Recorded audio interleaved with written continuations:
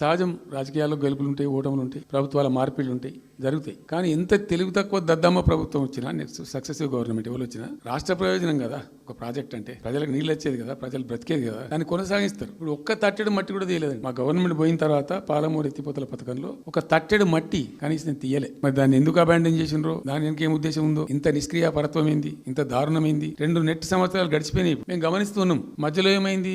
కేంద్ర ప్రభుత్వంతో తమాషా బీజేపీ. మొదటి నుంచి మాకు తెలంగాణకు శని అయింది. కేంద్ర ప్రభుత్వం ప్రతిదాన్ని వ్యతిరేకించడమే. ప్రతిదాని చంద్రబాబు ఎన్డీఏలో చేరడం, ఆయన మాటలు పట్టుకుని వ్యతిరేకించడం, అడ్డంగా ఇష్టం వచ్చిన పద్ధతులు. మేము బాగా కొట్టాన్ని. మేము ఉన్న రోజులు అనేకమైనటువంటి పోరాటాలు చేసి దాన్ని అప్పటికప్పుడు సాధించుకున్నాం. అనుమతులు కానీ ఇంకోటి కానీ మొత్తం 9-10 అవసరం పడతాయి. అందులో 6 అనుమతులు ఆల్రెడీ వచ్చేసినాయి. మెయిన్ ఎన్విరాన్మెంట్ అసెస్మెంట్ కమిటీది అదే మెయిన్ అసలు ప్రాజెక్టుకు లైఫ్ లైన్. దాని మొత్తం అనుమతులు వచ్చేసినాయి. దాని తర్వాత మిగిలిన అనుమతులన్నీ లాంఛనమే, ఇక ఇచ్చేయాల్సిందే.